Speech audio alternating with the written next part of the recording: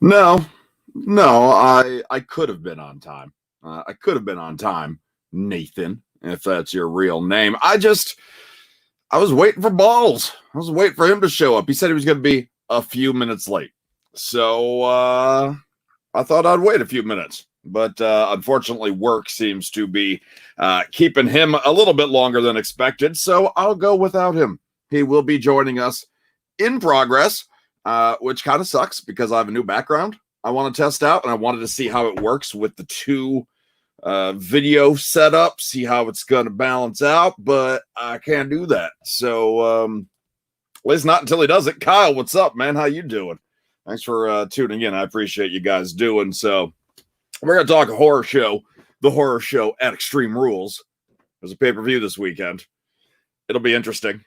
We have thoughts. We have lots of thoughts, and you probably have thoughts too. So feel free to leave a comment at any time, like some of you guys already have. That would be great. Also have 6 things on Ballz's list on his mind today. So something to keep in mind. What's up, Kevin?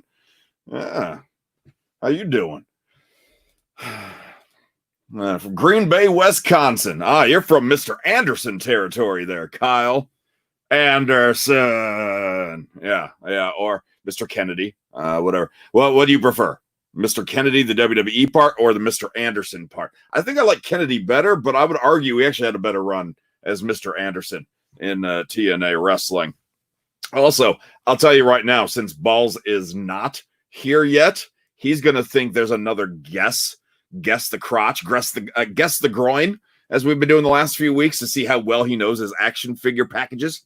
Not doing that this week. I'm going to throw him off. I got a different challenge for him this week. So, what? Oh, whoa, Kyle, Mr. Anderson, like Ken Anderson, like Mr. Kennedy, Ken Kennedy, Anderson. No, like this is not like you had a school teacher named Mr. Anderson and he was a little bit pervy. He kind of let that side eye linger on you a little bit much. Are you talking the real Mr. Anderson? You and Mr. Anderson grew up together?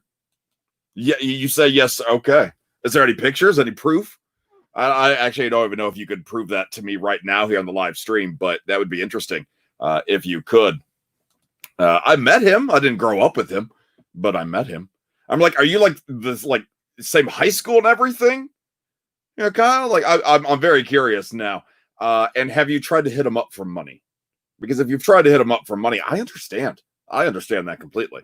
Be like, hey, how you doing? Follow me. I will after the show. Can't do it right now, but I trust you. Okay, I've grilled you. I didn't believe you. That was disrespectful of me. I believe you now, and we'll hook up after the show. So yeah. So while we wait for Ballz to actually officially kick off the show, I'm looking at Pops, Funko Pops. Any other collectors here? I know Nathan, who called us out for being late. He which figure behind you is your? Oh, okay. Well, I'm looking at Pops, and I'm looking at the prices of some of them, like the resales, like a Rey Mysterio one from San Diego Comic-Con 2014. One that in the package, somebody's looking for like $250 for it. Yeah, I got that one. It's out of the package, so it's probably not worth as much. But I've met Warrior and many others. Me too, buddy. Me too. I've been very lucky. Which figure behind me is my favorite? Okay, so if you watch the shows, the streams over the last couple of weeks, I don't know how well you pay attention to the background, but if you go back and look a month ago to today, different, completely different. I have to go little by little, and I do like one section at a time, and then I dust them off and I rearrange because a lot of the packages, like you see these here, they're different shapes, they're different sizes. So I do them section by section, basically. So if you go a month ago to now, these are completely different. But they're all clean now. So which one is my favorite? I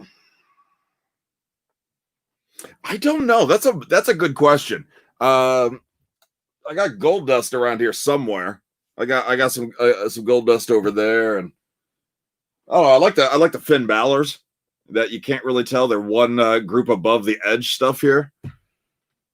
And then actually, I don't know if you to see again too tall. Damn it, too tall. Like right there where my finger's pointing is the Shockmaster, the upside down one. Yeah, I'll have to go through. I'll have to go through another time. And look at Kyle. Look at Kyle humble bragging again. He's like, oh, I grew up with Mr. Kennedy. Ooh, I met a lot of people. I have my own figure. Do you have Kung Fu action, though? If you do have action, you tell us what that action is. Brad, come back to Warsaw.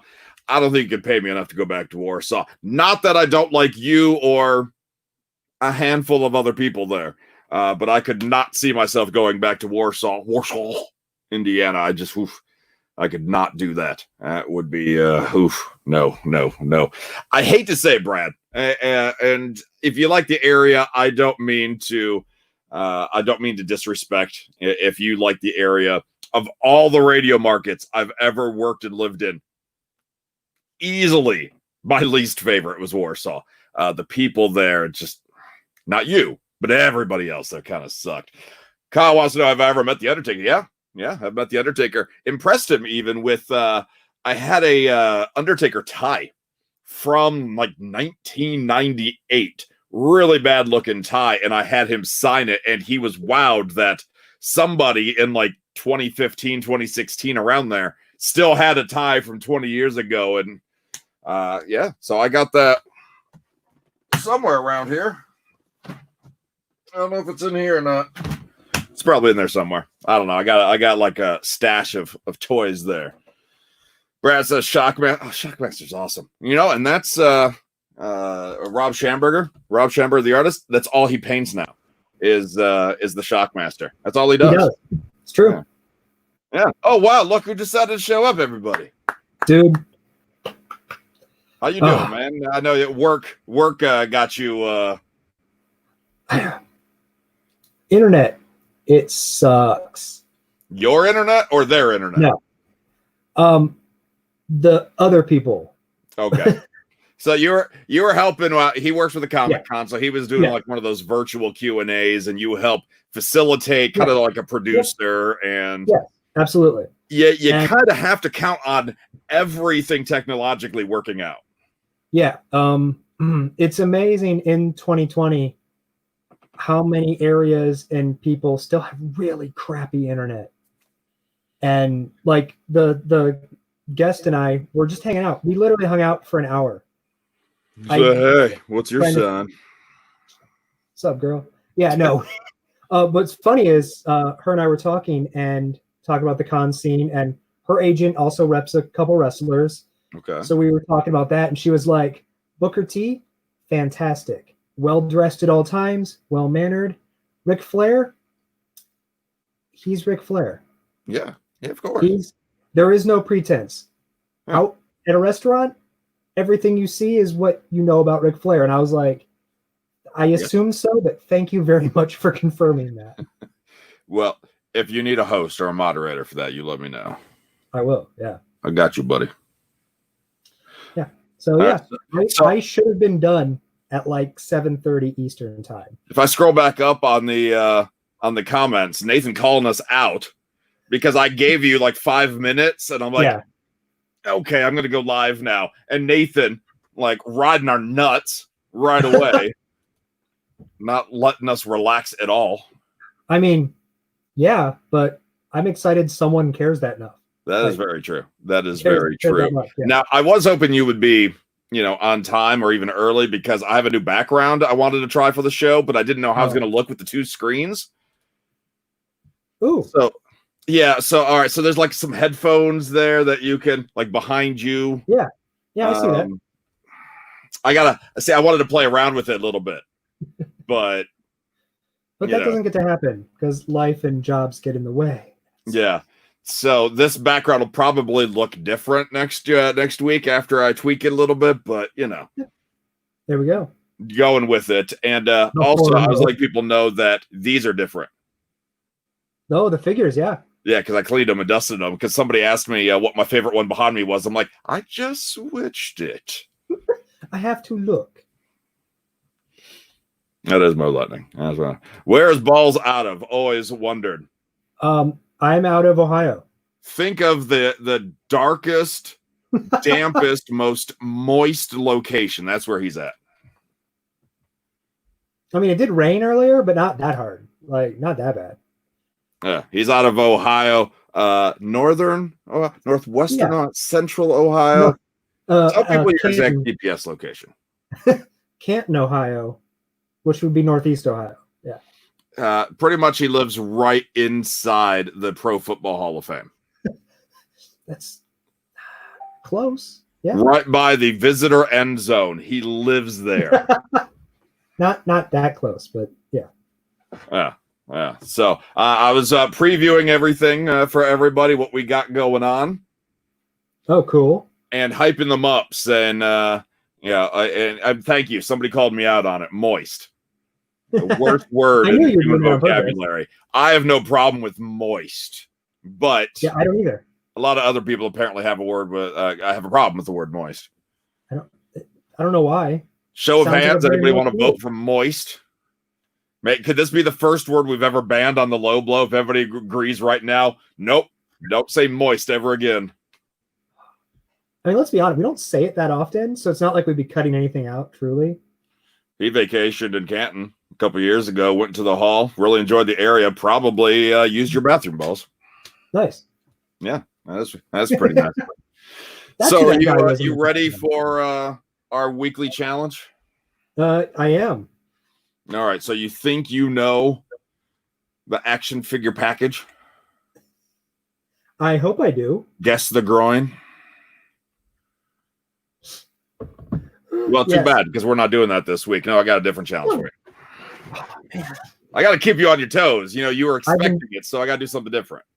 I've been studying action figure groins nonstop for... I know you have, but it's too bad. No. Instead, I found, buried in the closet, the World Wrestling Federation wrestling trivia game. All right. Second edition with all new photos and questions from 1998. Ooh, good. Year I graduated high school. So this is authentic, by the way. I mean, come on. Look at Triple H and The Undertaker there. Absolutely. They put China on the packages.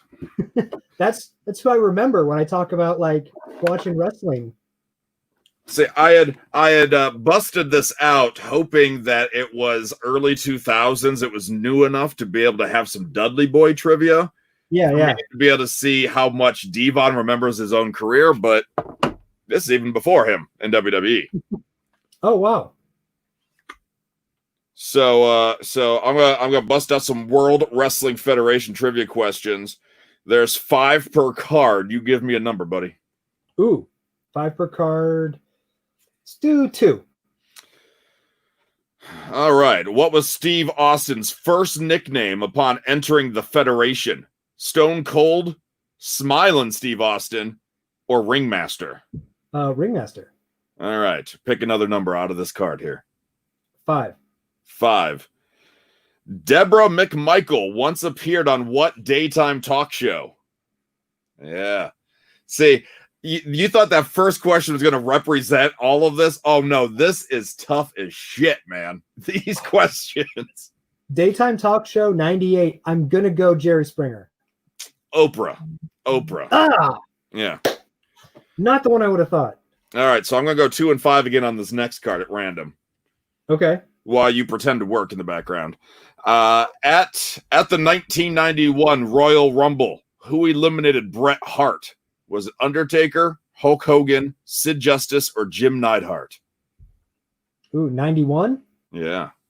I act like that will somehow jog my memory. 91. I recall that one. I believe that has nothing to do with WWF in 1998. I have no clue whatsoever. I'm going to go Undertaker. It is Undertaker. All right. And then the much more difficult one. Sable once modeled for which clothing company? Playboy, not a clothing company. Well, I mean, they have had their lines, but I don't know if they had it back then. Let's go with Guess Jeans. Guess Jeans.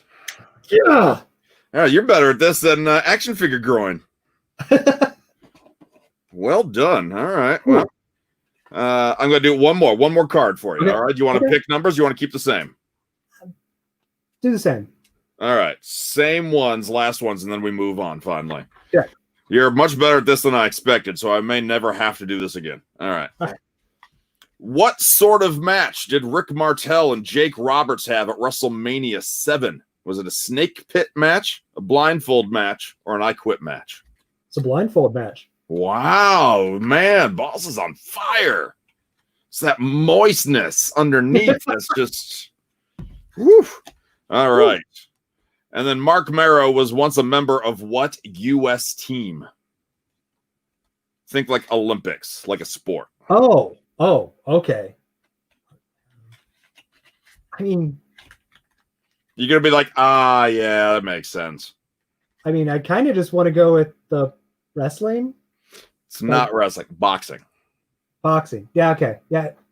See, it makes sense. You're like, boxing, yeah. With little boxing trunks and. Yeah, but like, shock put? Like, I don't. Shot put. Pole vault? What? The Johnny B. Javelin? I don't know.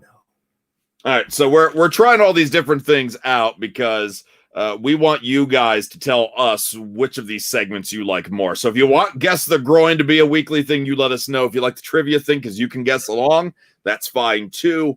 We're going to keep trying some different things out here over the weeks. And it's not just on the Low Blow. This is also on Table Talk, on the Big Show, just to kind of spruce things up. We're on video now, so we might as well try for the first time in a decade. You need to let me know how well Devon does at Guess the Groin. I mean, I could, and he'd be like, I don't know. You just continue to use his action figure every time. Great Balls of Fire, by the way. There are T-shirts available at our store of Great Balls of Fire. Very true. You can be the ones person who's bought one. Well, I have one of the original ones. Yeah. But I didn't order one from Teespring, though, so our new store. So yeah. Sorry, buddy. All right. So before we get to predictions, I think it's up to you for 6 things, huh? Yeah. Yeah, I did 6 things this time. So, yeah. Spray the action figure package to see who's the most. How dare you, sir? I'm offended on so many levels. Yeah. Like, as a collector, that's going to damage the box. Like, it's not okay. all right. That guy's from Warsaw, Indiana. It's all right. He's, you know what I'm saying. Yeah. All right. So 6 things on Ballz' mind. Yes. You tell me when you want me to click the button. Click the button for number 1. Ooh, excuse me. First thing on my mind, debuted at AEW. Now, we talked about this last week. Who would make a good manager for Nyla Rose? Apparently, we both completely forgot that Vicky Guerrero, has a loose affiliation with AEW, and WWE won't talk to her anymore, so there's nowhere else for her to go. For now. Vicky Guerrero is now the manager of Nyla Rose. WWE reminds me of a radio station, and I know you can appreciate this, Ballz, where the radio station expects a full-time commitment from their part-timers and the people that they don't give hours to. But when the part-timers start looking elsewhere, how dare you? Oh my. That's exactly what WWE's doing with the stars. Like, we have nothing for you, Vicky, but how dare you go to AEW? How dare you try to make money somewhere else? That's how dare you? Yeah. Oh, radio was like that. I remember that definitely. Yeah, this is the horror show before the horror show, so it's Laura. That does make a lot of sense. Yeah. So, but I like it. I think it's a good pick. Vicky is great heel heat in a company that I know AEW fans like. Oh, you can't badmouth anything they do. They don't have a lot in the way of true heels. Most of the heels they have are the cool heels that still kind of nudge you. They wink at you a little bit. Vicky, you're gonna get booed out of the building. That's brilliant. No, and that's exactly what Nyla needs. Like, Nyla's a heel, but she wasn't connecting, and Vicky will help with that totally. So I think that's a great move on AEW's part, and it's good to see her again. I was very happy to see Vicky Guerrero again, and not just a cameo backstage, announcer role. I feel now like AEW has like 3 times more managers than WWE has, and WWE has like 6 times the amount of airtime. Like AEW definitely seems to be invested in that manager type role. You think so? I mean, the managers are starting to equal the amount of actual talent. It's true. 47 managers. So weird. Yeah, I mean, literally taking it. Mo is debuting next week as a random manager. Spoilers. I didn't say who you were managing. No, but it's still, you just spoiled it for everybody because everybody's going to assume now I'm managing my favorite John Moxley. Sean Spears. It's because he needs more. Yeah. Double the managers. That's what it is. It's the only way he'll get over. Number 2 thing on my mind. Boom. I only put quote the Raven. The full quote should be quote the Raven. NWA is nevermore. Oh, that's all you told me to put. So. Oh, I know. Yeah, I know. Absolutely. So Raven went on record saying he believes NWA is going under. Within a very short amount of time, Billy Corgan responds, "No, we're not. Please don't listen to people." Yeah. Pump your brakes. Pump brakes. There you go. I love that Billy Corgan's like, I appreciate the internet chatter, but we're not going anywhere. Yeah.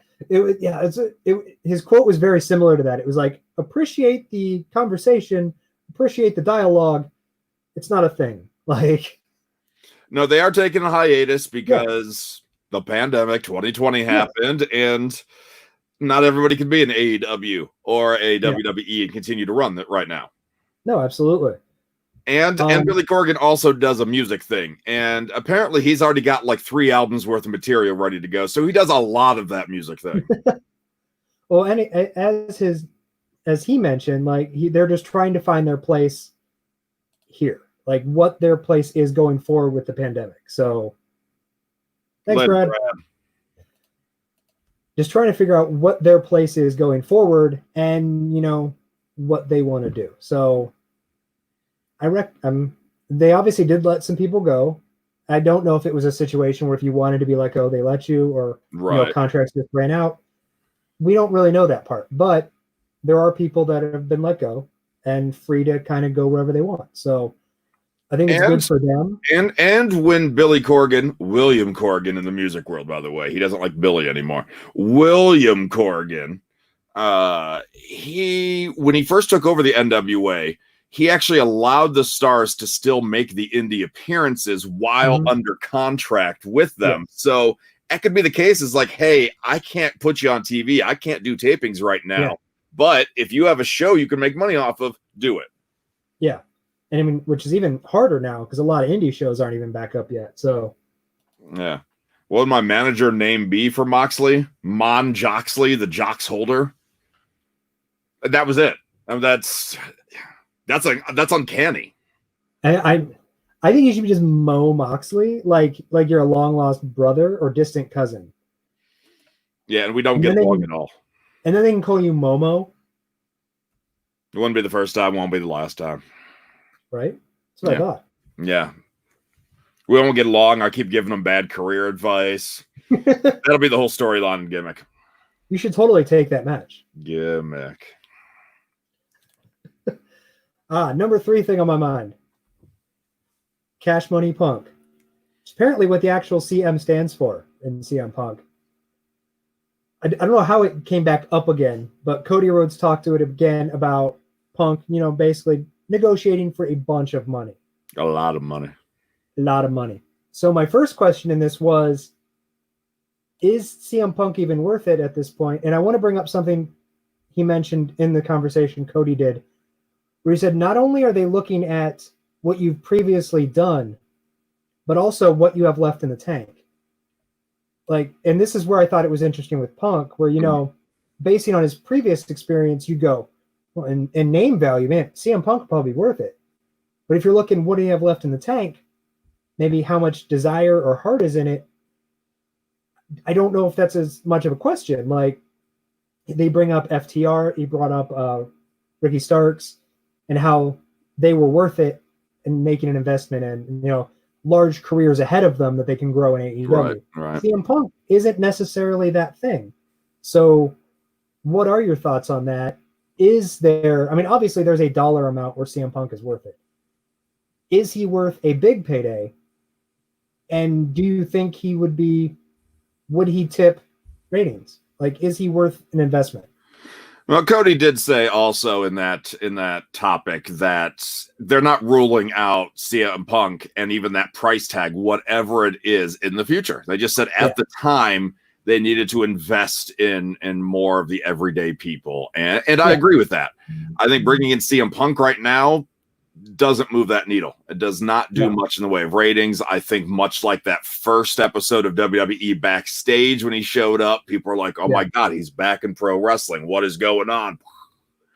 But I don't think, if he wrestles again, that's a big deal. But AEW would really have to find the right first opponent for him to really get that buzz going.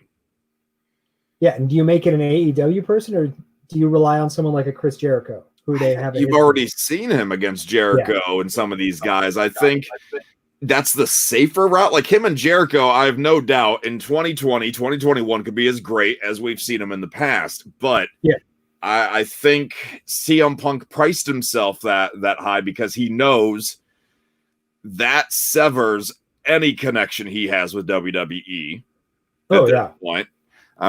Yes, he was hired by Fox for WWE Backstage, so he wasn't a WWE employee, but that got conversation going again, and I don't think WWE's as opposed to bringing him back under the right circumstances as well. Yeah, for sure. Also, right now with the pandemic and the lack of crowd, CM Punk returning is cool, but to me, and you could argue this for anything in wrestling, it's a lost opportunity. Yes, you bring him back, crowd's gonna go like, oh my God, this is crazy, this is outstanding. But so the demo god, sorry. Oh, yes, Sebastian Bach, the demo god, yes. I think CM Punk just knows his value, but he also knows that he's not going to do a Canadian destroyer off of the top rope. Yeah. Onto the outside. There's stars for that. So there's going to be expectations on CM Punk when he comes back that he's got to put on a hell of a match, but he's not going to be doing what a lot of them are doing. No. But I think a lot of people are going to think like back to his Ring of Honor days. They're going to think back to that stuff like, oh, CM Punk's unleashed now, not realizing that was a while ago. That was a long time ago. Absolutely. And not to say there's not good ideas here, like Brian says here, CM Punk versus Orange Cassidy would be great. He wants Orange to win. I appreciate the thought there. The OC is getting he's working his way up. He's getting there. I don't know if he's there yet, but he's getting there. So there's a lot of opportunity, but I think if CM Punk ever does return, I think it's to WWE to kind of like close a chapter. Probably. More on a personal level. I think AEW would probably be better for creative control, but I don't think they're there right now. There was something, and this kind of ties into what the topic was, where Tony Khan basically said, we should be on the lookout for more names people have heard of coming into the company soon. More WWE cast-offs. He's more open to it than he was, I guess, is mainly what he's saying. That he's open to it, but the fans sure as hell ain't. No. And that's what, there's a thing with Cody basically saying there are money people around them to make sure, who they invest in.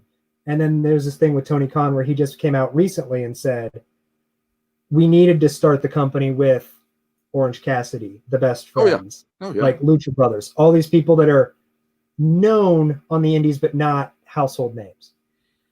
Now we can look at some people that maybe would be available and stuff like that. So I'm curious to see who those names could be and how much TV time they get, because they keep adding roster, but they're not dropping much roster. No, they're not. I hopefully, once the pandemic stuff gets lifted and AEW Dark doesn't rely on a bunch of like local indie talent, maybe we can get, you know, some more storyline and stuff happening on there. Right. But we'll see. Number 4 thing on my mind, please. Limitless Danger. So as you saw on NXT, if you watched, the Limitless one, Keith Lee had his first title defense, not for the North American title, not for the NXT title, for both titles. I think it's a very dangerous corner you paint yourself into. So dangerous. In many different respects, because how do you decide, storyline-wise, who competes for what belt? So say someone like Gargano, Finn Balor.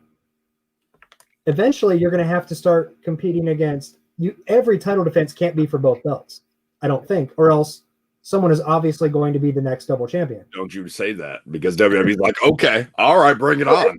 We're going to make him tag champions too. Right? Oh, man. No, I see what you're saying there. I think that's where William Regal, as the on-air manager, I think that's where he comes in, where Gargano, a heel, comes in and gets very greedy that they want both belts, but William Regal's like, no, you don't get both belts. You haven't earned both belts. And I think that's where they break it up. But I think Keith Lee is going to be positioned as that champion who doesn't mind putting both belts on the line, but it'll be someone else, you know, it'll be Regal or someone else that intervenes and says, no, don't do it. Both belts all the time. Yeah. That's, I'm hoping. I do bet. I'm actually a big Keith Lee fan. I do bask in his glory. He is a smooth operator. That is for sure. He is a smooth operator. I like that he gave his friend that, especially after a couple days ago he was talking about Dominic, Django Unchained, and him are going to headline WrestleMania one day. So it was a nice follow up that he just gave him, and like even Dominic's like, like he was hesitant, like he was waiting for the catch, and it never happened. Except I was waiting for the catch, like especially when the match happened halfway through the show. I'm like, okay, well, Adam Cole's interfering. Yeah. I was like, something. We got a clean finish, so I thought that was great. Yeah. No, I did. I felt the exact same thing. Like someone is interfering, like something's happening, but nothing did, and it was good. You have to watch the Netflix movie The Main Event to see Smooth Operator. Oh, I'm gonna let you do that, Ballz, because I have no desire to watch that. I also can't do that. You say it was a Netflix movie? Yes. So follow up from last week's show, where I was supposed to watch Glow. I was going to watch Glow. I don't have a Netflix account. Steal one like everyone else. I'm going to now, but it took me a little bit to realize that I no longer have access to the one I was on. So all you had to do is like turn on Netflix, log in, doesn't log in. I no longer have access. How do you mean it took a while? Well, it took a couple days for me to decide, oh man, you know what? I have some free time. Okay, that's fair. That's fair. That's honest right there. You're like, I don't really know if I want to watch Glow. I'm bored. Okay. And it wasn't that. It was like, oh, work's done. I'm good. I can start Glow. Hey, I've watched the Psych sequel movie. I've already played with myself. I'm bored, so I'll watch Glow now. Yeah, still no Glow. So still no Glow. Glow Watch 2020 is still on. And no WWE movie on Netflix. So actually, this is a good thing for you. Because I'm really compiling this list of movies and shows that you need to watch, not me. I've already watched Glow, so I'm good there. We'll see. Number 5 thing on my mind. We'll see. Slammiversary. It's coming up on Saturday. We're not predicting it today because we haven't really been paying attention to TNA. However, there's that, and the chat right now isn't exactly demanding. We need Slammiversary talk. So it's just one of those things. A lot of the people that tune in and interact with us don't watch Impact anymore, or they just casually watch. So, we gotta go with the crowd. And if the crowd doesn't say, give me more Impact, then we're very cushioned. And we don't have impactful conversations. We talk about moist. Man, impactful conversation was a much better pun. Damn it. You dropped the balls on that one. I did. So as I said, Saturday, Slammiversary. Also, like a day after or the day of, all the contracts from WWE that are now All available. of them. All of them. Everyone who got let go during the pandemic. Oh, okay. All right. I'm like, It isn't a John random Cena shows up to Slammiversary. As of this week, the Rascals have announced an open challenge for a tag team. Is there any way that this is not a tag team featuring people who just got fired from WWE? I'm not going to say the Good Brothers, but they totally make sense. It could also be, you know, Ryder and Hawkins. It could be, or not, whatever they choose to go by. Right. Do you think, is there a possibility that it's not a former WWE tag team? Possibility, yes. Is it a large possibility? No, because you also have Heath Slater teasing that him and Rhino are reuniting as a tag team. So you have 3 teams right there between what I listed and what you listed. Yeah, I also forgot that Rhino and Heath Slater were a team. Right. So that right there alone is 3 possibilities. I would love it if the open challenge is taken and picked up by somebody like Bully Ray's in Impact Wrestling again. Yeah. Well, and something that it's known, but it's not known. Is he backstage or is he on screen? He still seems to want to wrestle, but I don't think he wants a full-time schedule. I'm like, I don't know for sure. Obviously, I co-host with somebody that may know more than I do, but so Bully could Bully and the former Spike Dudley. I don't know if he still makes appearances or not. They could show up as a Team 3D or whatever. It's like there are possibilities, but I do believe it's one of the teams that we have already mentioned. I would agree. And okay, let's ballpark this right now. How many WWE people, former WWE people that got let go during the pandemic, because really this could be any WWE people, how many do you think show up on this pay-per-view? Maybe even if it's a one-off, how many show up? I'm going to guess 5. It's a good number. I was thinking 4 men and 1 female. I don't even remember which females were let go, to be honest with you. I don't know but one that's not pregnant. Sarah Logan's the only one I remember, and she's pregnant, so she ain't there. No, and her. 5 seems to be a good number. Good guess for a lot of us. 5 is a good number. Even if it's a one-off, I see EC3 showing up. Rusev has Corona, so he won't be there. And even then, I don't know. Again, with Tony Khan saying he wants some, he's okay with some former WWE people coming over.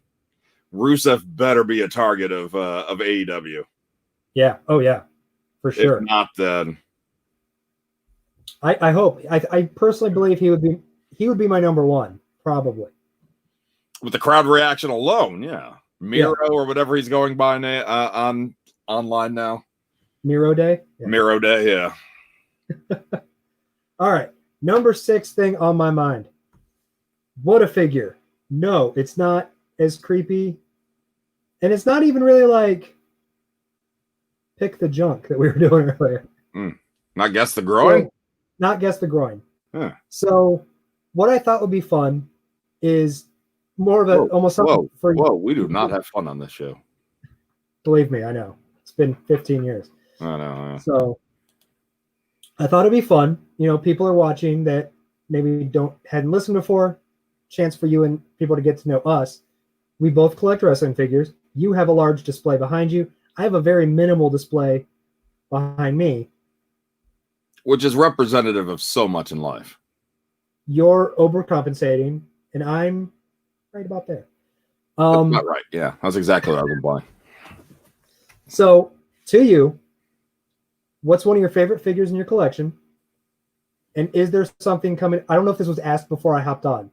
So, it probably was at this point. That would be my luck in this.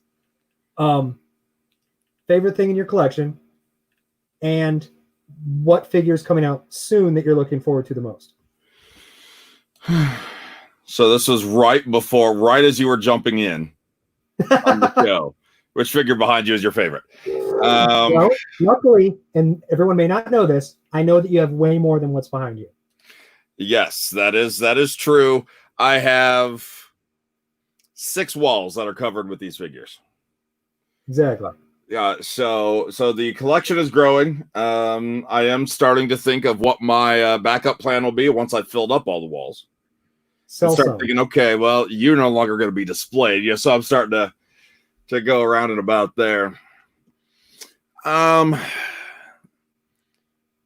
Favorites. So ones I'm looking forward to. I don't know if they've actually been announced or not, but when we get an Elite Street Profits, I'll be happy about that. Yep. Because I actually found the D'Angelo or the Angelo Hawkins. I'm confusing myself now with his name. I didn't realize he's so tall. Like I picked up the basic figure and I put it next to AJ Styles, and he's like a foot taller than AJ. I'm like, I didn't realize he was that tall. I hope that's not just a mess up. Like, he is a big boy, apparently. Yeah. So I thought it was great, but I'm looking forward to the Elite versions of that. But I'm actually looking forward to the AEW line to get a Dustin Rhodes figure. Yeah. I mean, because obviously I was such a Orange Cassidy as the whole thing that started the Guess the Groin segment here on the show. So those are probably what I'm looking forward to. Favorites, though, I don't know. That's tough. Like, do I have to pick one, or can I pick like 100? Oh, you can pick as many as you want. All right, strap in. I got 100. First one, number 42. So this one is a pretty big deal. I'm happy that this one's actually nearby. Ooh. The pack of there. I'm trying to get the glare away. Macho Man and CM Punk. It's pretty cool, especially because it took forever for WWE to get the rights to Macho Man stuff. Yes. And then, of course, now knowing their relationship with CM Punk, there's no way in hell this gets printed again anytime soon. Nope. Or any variation of it. So that's up there. I have a 1 of 3,000 gold dust from the Jax days before Mattel took over. So it's all gold package and everything, and it's from the classic with the robe and everything. So I think that's pretty cool. I know. I keep thinking about it. What about you? Yeah. So you mentioned that with gold dust. The new AEW line is going to do that as well. They have a Jericho and a Cody that are both going to be exclusive to, I think one is almost 500 and one is 1,000. Doll talk. Goes, well, how many get made? Assuming that was pretty much it. Like, no, it's way over 1,000 figures get made. See, I have not pre-ordered any of the AEW yet. I'll be honest, I kind of want to find them in the wild. Like, they're starting with Walmart, right? I think we said that. Yeah. At one point. Starting with Walmart, and then Ringside Collectibles you could order online. But I really want to find him in the wild. And I don't know how excited I want the Kenny Omega, but his hair is so completely wrong that I don't know if I can. I want to support the line. Son of a bitch. But I don't know if I'm going to buy it right away. We'll see. Tony Khan cancel AEW figures. I think Tony Khan did say that, or it wasn't Tony Khan. Jeremy Podwar, who works with the toy company that's making AEW figures, had mentioned that they see, I read Walmart and Ringside, not Target initially, but I can be wrong. I mean, I just obviously we won't know until they show up. But I'd heard running changes. They're going to fix skin tone on people and hair color. But some of the stuff that follow. Yes, that's what I'm saying. Follow Ballz. They are fixing it. Yep. It's a running change. So will I buy it day one? No. Like 2 months in? Probably. Maybe you should get both so you have both of them, because that first one becomes a collector's item. Ooh. Maybe. I don't know. We'll see. I won't. Let's be honest. I'm not going to be able to control myself when it comes out, and I'm going to buy them. No, you won't. You're going to pick it up. No, yeah. I'll tell myself now that I'm not, but I will. No matter how much you say, oh, I don't like that hair. Okay, I'm going to buy 3 of them. Yeah, I'm going to buy them all. Yeah, no, because I'm going to get excited, and then because of toy conditions recently anyway, it's been so long since I've bought figures, I'll be like, I need to buy something, and then I'll buy something. It seems like at least my stores are slowly getting some stock back, so hopefully that's a good sign. And thing is, with all of them, they all are getting different lines. Like there's no Yeah. consistency with my retailers at all. No, that's true. Yeah. So I think with me, one of my favorites is I have an autographed Ultimate Warrior Nice. that I got signed when we met him. That is back there. Back on the goalposts. Yeah, behind the goalpost. It's out. I don't have many of my action figures out right now, but it is out and displayed. I'm really like TNT title doesn't come with a Cody figure, does it? Or does it? Not yet. No. Okay. All right. And it's been a couple, a month or so since they debuted it. They could sneak it in, but as of right now, no. I think he comes with his weight belt instead. As far as looking forward to Elite Street Profits have not been announced, but yes, absolutely. It'll happen. If they have basics, they'll have elites. Something that I really loved so far is the Elite Viking Raiders. Mm. Haven't seen anything finished yet, but even just in the grayscale prototype, that looks good. Like they're going all out with Viking Raiders, which means there's going to be some elites in that wave that don't have any accessories. Just how it works. Mm-hmm. Viking Raiders get all the paint applications, and we get a Rey Mysterio with nothingness. So, kind of going back through with some of my selection, I don't know if they're favorites, but notable ones for the collection for me. Yeah, 2 of them involve Triple H. Actually, one of them was a Toys R Us exclusive that you could only get online.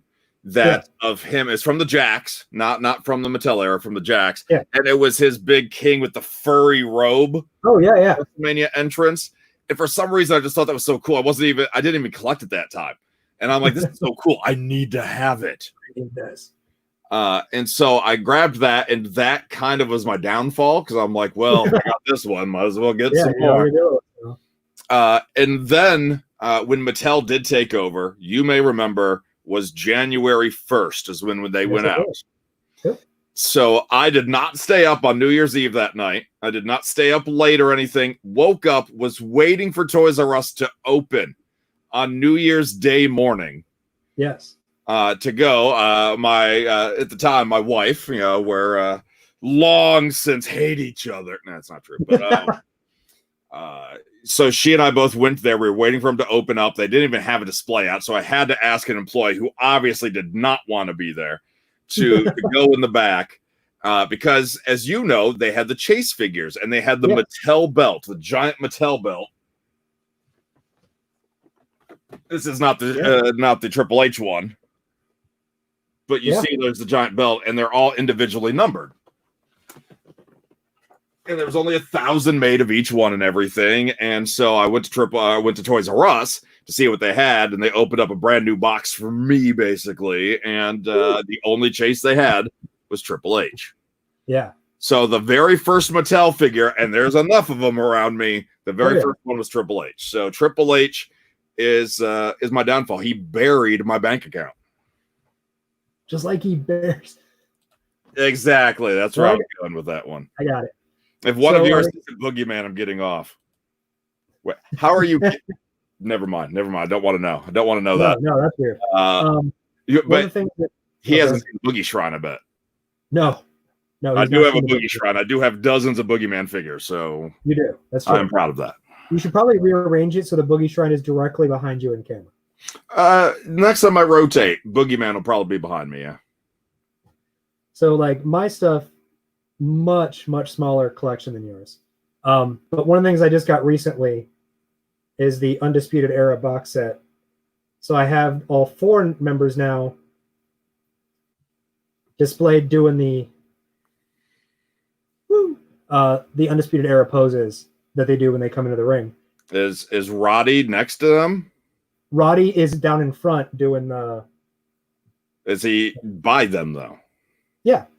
Okay, because I can't see it. We only see like the like no matter how much I get close to the camera, I can't see any better. I have all 4 displayed right there. Oh, okay, so it's empty. Okay, I see now. Yes. Yeah, the box is up there. Roddy and they're open down here. Gotcha. All right, that makes sense now. All right. Yeah, I have them I have my Rob Schamberger Undisputed Era print behind it. That's 2 mentions for that guy. That's way too many. At this point, you better pay us. Anymore. No. Yeah. All right. So, horror show. We'll make this quick. We won't spend an hour on predictions here, but your predictions very much welcome. 7 matches announced for what was originally Extreme Rules, the horror show, is now the horror show at Extreme Rules. Yes. And I know we say this a lot, but this has potential to be an amazing show because of creative opportunities or another forgettable event. What would you lean towards? I want to say, I mean, I do appreciate them doing the almost horror movie themed posters for the matches. Like, I like that they're having some fun with it. I appreciate that most of the graphics are no longer like bright and sunny like they were originally. Still a couple, but not as bad as they were. Yeah, but not everything. I want so bad for it to be good, but I have a feeling at least half of these matches will be completely forgettable. Yeah.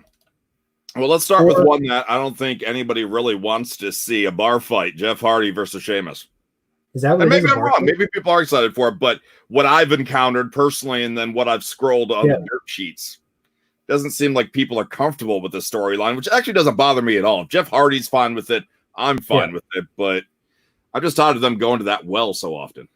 No, No, I'm going to predict Sheamus wins. I feel like a lot of the stuff that I've read online, they're kind of burying Jeff because he has not signed a new contract.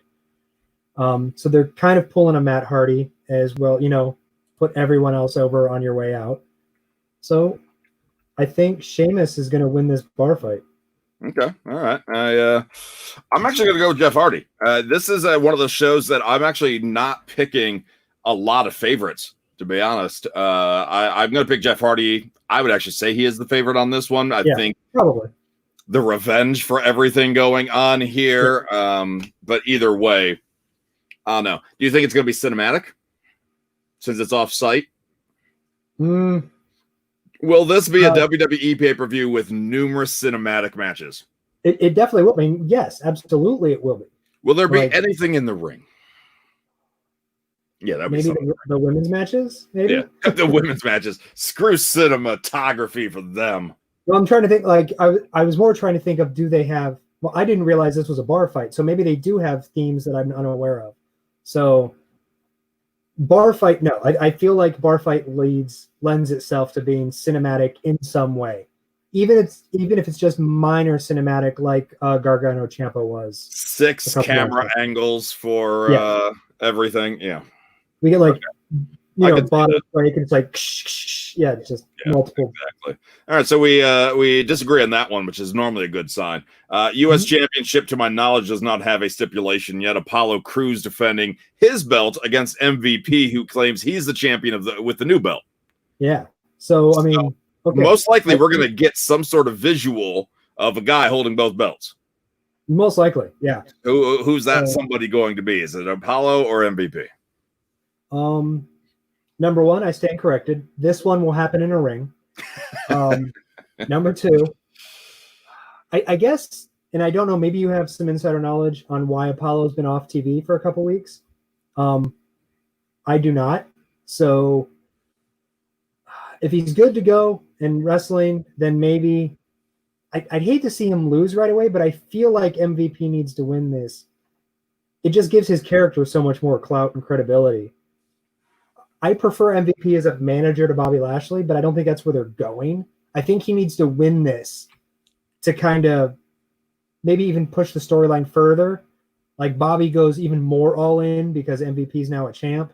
Right. Maybe he gets some tag guys because, oh man, he can win a title for himself. He can totally help me. Like, I feel like Apollo needed this win, and I don't feel like he's gotten much of a storyline. Like, it's definitely been an MVP's storyline. So I would love to see Apollo win. However, I feel MVP's going to win. The visual would help cement Apollo. If he's holding up both of those championships, a la the IC belt in the 90s with Shawn Michaels and Razor Ramon, Razor holding both belts, kind of unifying them, that would help Apollo out. But like you Absolutely. said, the storyline momentum, it's all MVP carrying it right now. And I don't have any insider knowledge. I don't have any reason why Apollo's not on other than they're building the MVP stuff up so much. I think because he's been interacting with Ricochet and Cedric Alexander so much, I think they play a role in it where I think that tag team breaks up. And I think one of the two of them joins MVP's group. Cedric Alexander. I think that's the expected pick. But I think it would be interesting if they went with Ricochet. I do too. I think a heel Ricochet would be very interesting. Especially if they decided that they were going to be a tag team. Yeah. That Lashley's the muscle, and then somebody else, the smaller, the cruiserweight guy is the one that, of course, gets his ass beat and, hot tag it to the big guy. But I'm going to call MVP as well. Which, like you said, I would much rather him be a manager as well. But maybe he hands it over to Lashley. That could be it. He wins, and then just and then that could lead to some like, whoa, what are you doing? You don't just give away the title, Yeah, they could have some fun with that. No, all right. So we both agree on that one. SmackDown Women's Championship: Bayley Dos Equis versus Nikki Cross. Bayley. Well, okay then. All right. Don't even bring it up next time. Bayley Dos Straps. She has completely found her footing with this annoying character that she has. And, for her to lose the title, while she'd still be a tag champ, she wouldn't be as annoying. And I don't know, losing the title to Nikki doesn't mean much. Oh, wow. Disrespecting Nikki like that, huh? It's not what I meant. I meant that Ballz hates Nikki Cross, everybody. That is not true. Not true. Can't believe you. I'm a Nikki Cross fan. I feel like if anything, they would lose the tag titles to Nikki Cross and Alexa Bliss. I don't think she'll lose the main SmackDown Women's Champion. God damn it. You take that down right now. No, what's worse is that's going to become the picture when we promote the show. I know longer that. I keep it on, the better the chances are. Yeah. Yes, I know. Ballz hates Nikki Cross. I hope she kicks your ass. But yeah, Bayley. Yeah. I don't even know why you bothered explaining that much. Just Bayley's winning that. See? Good explanation, though. But yeah, if they're everybody swears they're building towards her and Sasha. Sasha could cost her it. Brian here thinks that Nikki is going to get the win there. Which, hey, cool. I think it's Bayley, though, just to kind of keep that momentum going as Sasha continues glancing out of the side of her eye, be like, I want that belt. Yep. Yeah. Especially if she doesn't want her match. Yeah. So let's talk about the Raw Women's Championship then. Asuka versus Sasha Banks. Asuka defending, of course. Yes. Does this have any stipulation, fancy name, anything? Just the championship right now, which you only got 7 matches on this card. And you got some cinematic stuff as we're expecting. You better let these women go because Asuka, as we know, is outstanding in the ring. And she's been great during the pandemic. But Sasha, to me, has been on fire recently. She is doing every little thing right. I think you just let these two go and let them go for a while. Not a 10-minute match. You let them actually go a half an hour and let them tear down the house. Oh, yeah. That would be fantastic. Yeah. I'm calling Asuka to retain. Okay. I think if she would win, that would very much slow the progression of Sasha Bayley. There's no really looking over your shoulder side eye if you're holding a second belt too. So this is where one of my radical picks comes in. I think Sasha holds 2 belts now. Oh. And Bayley holds 2 belts. And Keith Lee holds 2 belts. And because originality in WWE doesn't always, Table Talk next week. We have Sarah Logan on the show. So I'm going to talk about the Riot Squad. And then you had what was the name of the group with Mandy Rose and Sonya Deville and was it Paige? Yeah, it was Paige. Wasn't Team PCB, but No, it was wasn't not. the submission sorority. No. But you know what I'm saying, though? Like, if people don't remember, they debuted the same week. The Riot Squad debuted on Raw or whatever, and then the other team debuted on SmackDown the same week, the same trio of 3 troublemaking women. It's like, so it's not unheard of for WWE to have so many 2 belted champions right now. No, not at all. I think like a two woman power trip, like how we had Triple H and Stone Cold very briefly, the 2-man power trip. Yeah. And they're already comparing themselves to all of these great tag teams. And like, true. I think it was Trish Stratus that pointed out that she loves that Sasha has been purposely like biting back at every, like when Booker T says something about Bayley, oh, well, we're better than Harlem Heat ever was. And Sasha on social keeps attacking every tag team saying they're the best ever. So if now they can say they're the 2-man power trip better than the 2-man power trip, the better 2-man or 2-woman trip, that they like, how many more teams can they make fun of? And of course, when they implode, it makes it that much more epic. Oh, absolutely. How long was the 2-man power trip a thing? It wasn't very long. No, because Triple H went down with an injury.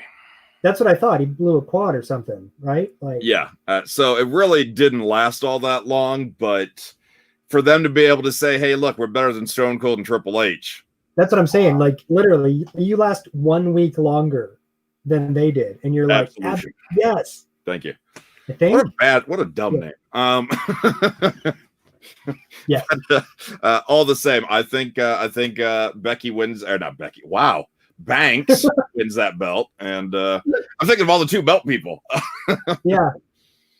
So that's who I'm picking there. Moving on, swamp match, non-title, Braun Strowman versus Bray Wyatt. Oh, it's non-title? Oh yeah. And it's against Bray Wyatt, not the Fiend. Braun Strowman's winning this. But Braun Strowman's a champion. Oh, that's true. And you're like, oh, I forgot. Which shows you how great he's been booked recently. I was very honest last week when I don't pay a whole lot of attention to SmackDown. Can we get an animatronic alligator? It's kind of what I'm hoping for. Has nothing to do with the swamp match, but I just want people to remember this. Yeah, no, it's like, oh man, he doesn't watch SmackDown. Hates Nikki Cross. Hold on, let's do it right. That's not right. There we go. Oh, now I got your picture up in the corner. Yeah. I know. I see it. Yeah. I think Strowman's winning. Okay. All right. I'm actually calling Bray Wyatt to win. I like that they got this, like, they have 3 personalities for Bray Wyatt now, which is really kind of cool. And like the 3 faces of Foley. And I think because it's non-title, this will even the score because Braun beat the current Firefly Funhouse Bray Wyatt.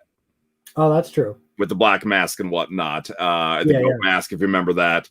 So I think the swamp match is going to screw with Braun's head a little bit. I think classic Bray Wyatt's going to win this one, leading up to most likely SummerSlam, The Fiend versus Braun Strowman. Rubber match, best out of 3, so to speak. So I do think we're going to win. I hope it's just a wrestling match inside like 2 feet of swamp water. I think that'd be great. Animatronic alligator, like you said, but probably won't. Oh man, I'm envisioning like Resident Evil 6, 7 sort of stuff, like the Bayou and the zombies coming out, and that's what I'm thinking. Oh man, no, that'd be cool. Not the zombies. I don't feel WWE can pull that off at all. But I like Brian's idea here. Throw Braun into the alligator's mouth like the Battleground game trailer. Perfect cross promotion. Well done. Yep. Brian wins the internet this week. Yeah, no, that's fantastic. I would love to see a wrestling ring submerged in water. It's a lumberjack match, but alligators. We saw that. It was Kennel in a Cell or whatever it was called. But not with alligators. No, now we have alligators instead of dogs. Yeah. All right, so WWE Championship, Drew McIntyre defending against Dolph Ziggler in a stipulation to be announced. Which allegedly got leaked as TLC. But is that like live up to expectations at the horror show? An unannounced TLC match, is that? Nope, not at all. That's regular Extreme Rules, not the horror show. Not Extreme. That's Rules. not extreme.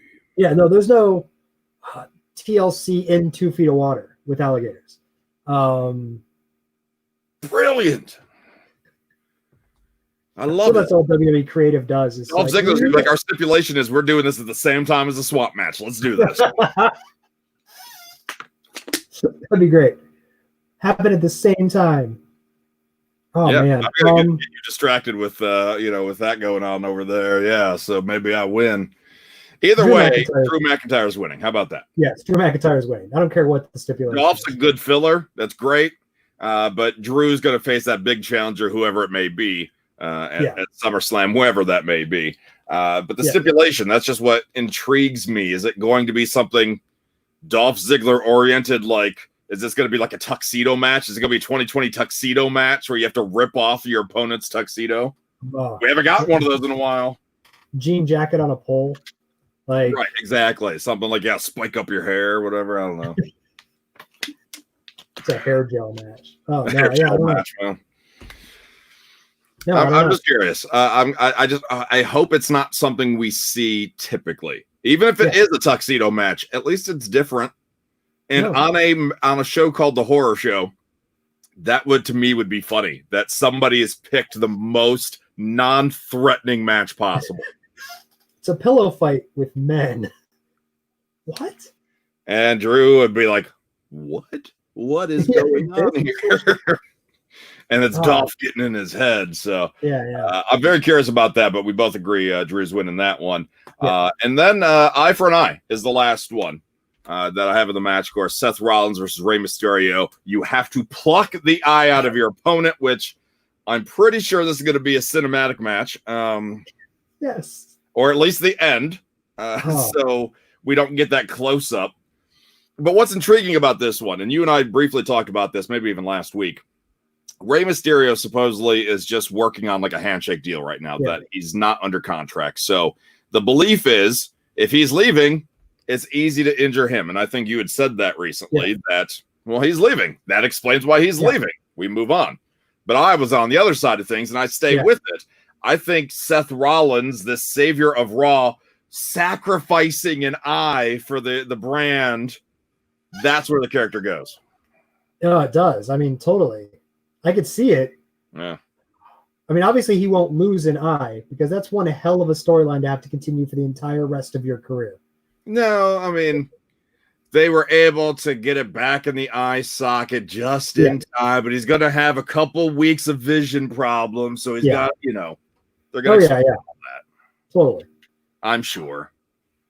Or like they bring back Papa Shango to like do some voodoo thing on his eye, all on his back. Man. I mean, if the boogeyman can eat Jillian Hall's mole off of her face, that big scar. It's for different times. No, not at the horror show, buddy. Not at the horror show.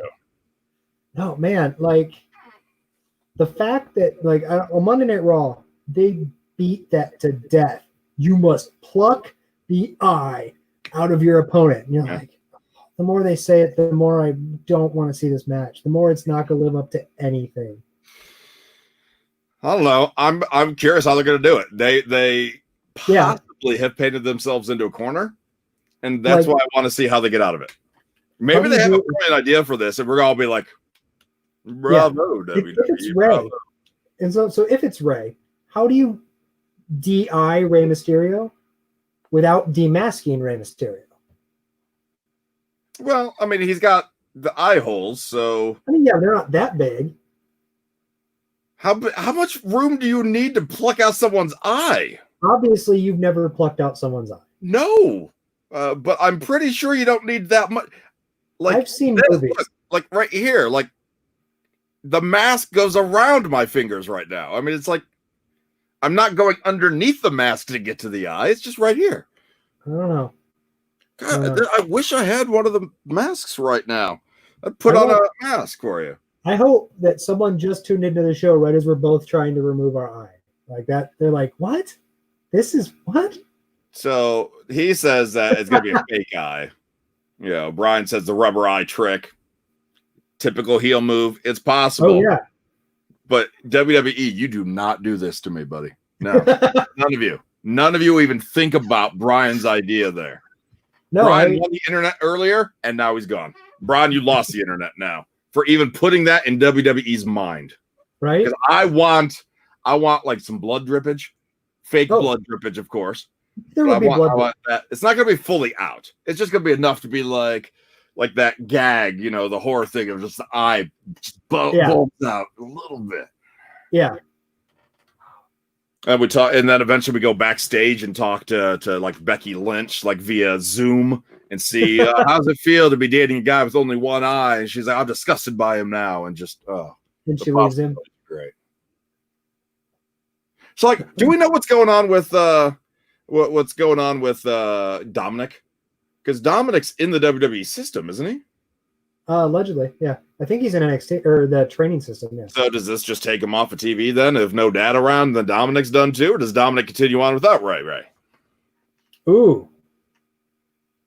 No, I think he would continue without him. Yeah. I don't know. I could see Seth losing the eye, but then maybe Buddy Murphy, maybe a returning Austin Theory. You know, maybe we could see somebody like beat down or something. I don't know, but yeah. Or maybe it's Dominic that gets beat down after the match. Maybe Dominic loses an eye. Well, I wasn't going to go that far, but I'd love it. No, but maybe he gets beat down, and so that's why Ray has to take some time off. He's caring for his son or something like that. Yeah. I don't know, but I'm actually calling Ray to win on his way out, if that even happens. For all we know, yeah. Because never wrong about things. And I'm going to go ahead and call Seth to win. Either way, somebody's losing an eye.